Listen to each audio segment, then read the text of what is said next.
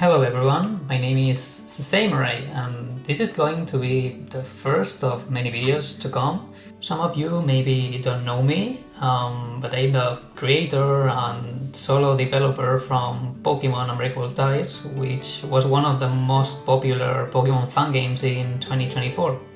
I have decided to start to make videos on YouTube because given my ability to create and develop a game that has been so well received by the community, I believe I have the experience to share my opinion about my own game and maybe even review other Pokemon fan games. On top of that, I also want to create tutorials to help you make your own Pokemon games. So yeah, many videos are coming to this channel, so I highly recommend it to subscribe to start growing this community. Alright, so with all that said, let's get into the video. This 2024 Pokémon Unbreakable Ties has been considered by many as one of the best Pokémon games of the year. I've been watching some gameplays from different YouTubers and for the most part of it has been received better than I could have imagined. But is that really true? Because the truth is, I feel like my game is not for everyone. If you have been playing Pokémon Unbreakable Ties, maybe you have seen that it follows the same structure as a Pokémon official game.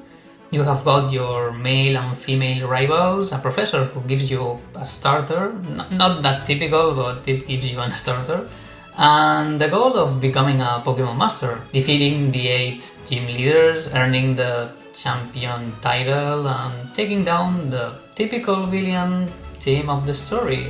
However, it would be extremely reductive to sum up the game with just this synopsis. As you play, you will notice the approach is completely different. You are not just playing a game, you are just not exactly watching a visual novel either. To start with, the game has voice acting right from the beginning, cinematic introduction, unlike anything you have been seeing in any Pokemon fan game to the date. In this game, the protagonist isn't just the player, you will just find your rivals taking center stage throughout the story. In fact, for many players, the rivals even outshine the initial protagonist. But is that a good thing or a bad thing? It depends on how you look at it. If you expect to be the typical protagonist adored by everyone, feared by billions for your potential, handed a legendary Pokemon just because the plot armor or something, then this is not your game. Pokemon Unbreakable Ties features a rare mechanic for Pokemon fan games, which is the multiple protagonist. This allows you to play as different characters within the same game, each with their own theme. It's like you can experience the world from different perspectives. Some people love this mechanic, while others hate it because they just want to play with their own team and follow their personal story. And I get it. But from a narrative standpoint, it's far more engaging to step into the shoes of other important characters within the plot. You will witness their development and feel like the world around you is alive, not just revolving around your own arrogant, egocentric bubble. It opens an endless possibilities. Through different events, you can create arcs that let you experience the adventures of your characters.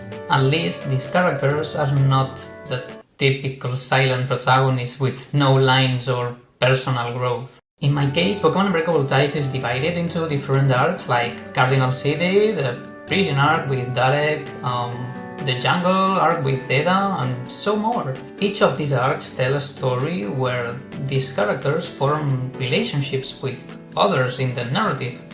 They have growing and evolving not just as trainers, but as people too.